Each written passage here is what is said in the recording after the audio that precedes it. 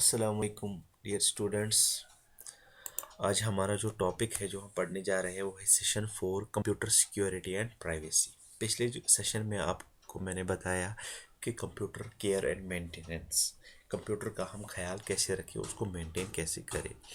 आज हमें जो इम्पोर्टेंट टॉपिक पढ़ने जा रहे हैं हम इसमें वो है कंप्यूटर सिक्योरिटी एंड प्राइवेसी, जो कि बहुत ही इम्पोर्टेंट टॉपिक है यहाँ पे।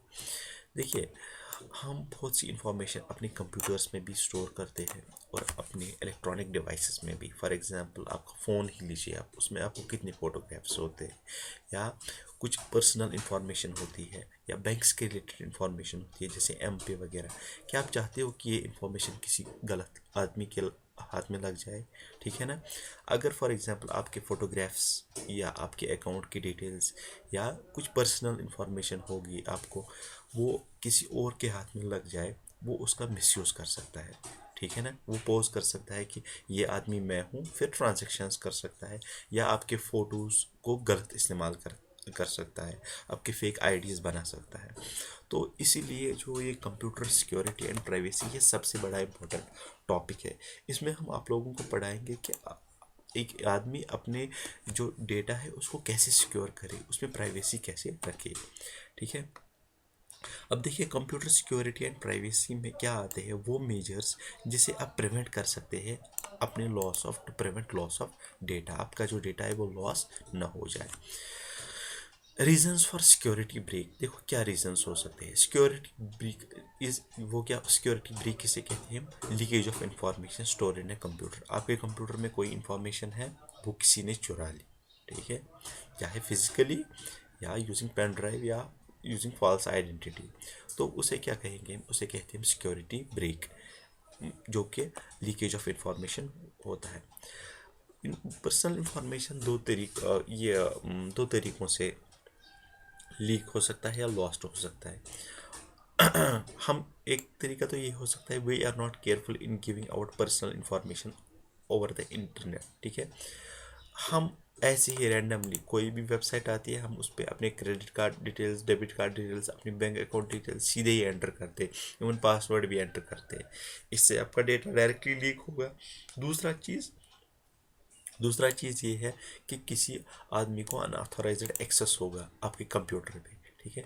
ये ऐसे हो सकता है, फॉर एग्जांपल आप किसी कंप्यूटर पे काम कर रहे हो, आपने लॉग ऑफ नहीं किया, तो वहाँ पे जब आपका कंप्यूटर खुला होगा, कोई भी दूसरा आदमी आएगा, वो आपके सारी जो फाइल्स है उनको ले सकता है या डिलीट भी कर सकता है, कुछ भी कर सकता है वो उनके साथ। ठीक है।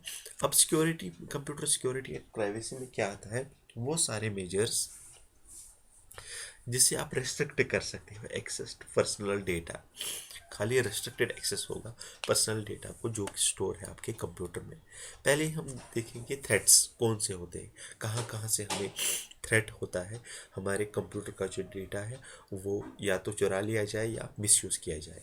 देखो, ये जो लीक होती है इंफॉर्मेशन फ्रॉम थ्रेड्स के लिए हम कहते हैं, थ्रेड्स हम कहते हैं वेज जिनके ज़रिए पर्सनल इंफॉर्मेशन जो कंप्यूटर में होती है या आपके मोबाइल में होती है या लैपटॉप में होती है, वो लीक हो जाए बिना आपको पता ही हो।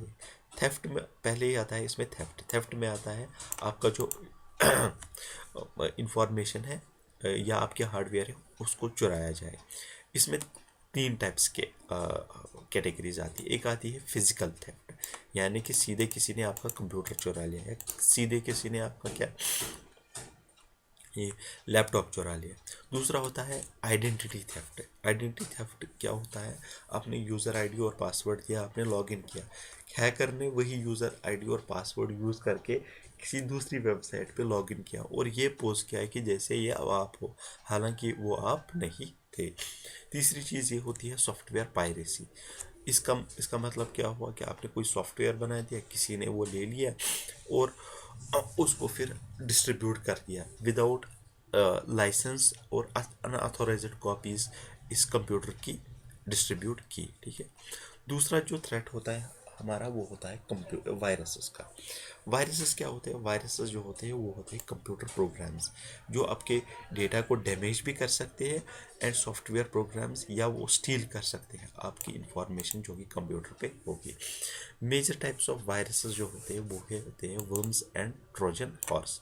वर्म्स जो होते हैं ये वायरसेस ये रेप्लिकेट होते हैं, ये मल्टीप्लाई होते हैं एक वायरस की तरह बराबर, और स्प्रेड होते हैं हर एक फाइल में जब ये कंप्यूटर पे अटैक करेंगे, और फिर इनको डिफ़िकल्ट करना होता है रिमूव। दूसरा होता है ट्रोजन हॉर्स। ट्रोजन हॉर्स क्या होता है? ये आपको लगता है कि ये बड़ा यूज़फुल प्रोग्राम है, लेकिन जो ही ये आपके कंप्यूटर में एंटर होता है, ये बिहेव करता है एज ए वायरस, और जो भी आपके कंप्यूटर का डेटा होगा वो सारा ये डिस्ट्रॉय करके रखेगा। फिर उसके बाद होता है ऑनलाइन प्रेडेटर्स। ऑनलाइन प्रेडेटर्स होते हैं लोग जो ट्रैप करते हैं आपको इन अप्रोप्रिएट रिलेशनशिप्स में, ठीक है। तो ये बड़े मतलब ये जो ये लोग होते हैं, ये अपने फेसबुक पे भी देखा होगा कि कुछ रिक्वेस्ट्स आती है फॉरेन से, मतलब वो फॉरेन के लोग होते हैं, अमेरिका से होते हैं, कनाडा से होते हैं। तो वो क्या छोटे छोटे बच्चे जो होते हैं उनको वो बताते हैं, बताइए बेटा आपका नाम क्या है, फिर उनके लिए रिलेटेड ये गलत कामें करवाते हैं, ठीक है। उन्हें हम कहते हैं ऑनलाइन प्रेडेटर्स। ये यूजुअली अंडर 18 के जो एज होते हैं उनको अपने ट्रैप में डालते हैं। और लास्ट में होता है इंटरनेट स्कैम्स। जैसे कि आपने सुना होगा, आपने 50 करोड़ जीत लिए, अब आप हमें अपना अकाउंट नंबर दीजिए या आप हम ये बैंक डिटेल्स दीजिए, हम आपको वो ये डिटेल्स ट्रांसफ़र करेंगे। तो इन्हें कहते हैं इंटरनेट स्कैम्स। इनका कभी भी भरोसा नहीं करना चाहिए, ठीक है। अब हम कैसे प्रोटेक्ट करें अपने डेटा को? अब तो मैंने बताया आपको कि कंप्यूटर सिक्योरिटी एंड प्राइवेसी में किन किन चीज़ों का हमें खतरा होता है। पहले ही थेफ्ट और वायरसेस से बचाने के लिए हमें एक चीज़ करनी होती है काम, कि जो भी आप पासवर्ड रखोगे उसमें अल्फ़ा न्यूमेरिक और स्पेशल कीज़ यूज़ होनी चाहिए, ठीक है। जैसे फॉर एग्जांपल मैं रखता हूँ पासवर्ड, तो मैं रखता हूँ ऐसे हैश आसिफ 123। तो मैंने इसमें क्या क्या किया, एक तो मैंने स्पेशल कैरेक्टर यूज़ किया, और अल्फ़ाबेट्स यूज़ किए, और नंबर्स यूज़ किए, ठीक है ना। तो जब भी आप कोई पासवर्ड रखोगे उसमें ये स्पेशल कैरेक्टर्स ज़रूरी आप यूज़ कीजिए, नंबर्स भी यूज़ कीजिए, और अल्फ़ाबेट्स भी यूज़ कीजिए। दूसरा चीज़, इंस्टॉल एंटीवायरस एंड फायरवॉल। क्योंकि खतरा होता है हमारे कंप्यूटर को किसकी वजह से, वायरस की वजह से, और इसलिए जो ही आप इंटरनेट से कनेक्टेड हो या कोई भी सॉफ्टवेयर आपने इंस्टॉल किया, पहले आपके कंप्यूटर में एंटीवायरस होना चाहिए, ताकि वो देखे कि कोई आपने कोई प्रोग्राम ऐसा तो इंस्टॉल नहीं किया जिसमें वायरस है, ठीक है ना।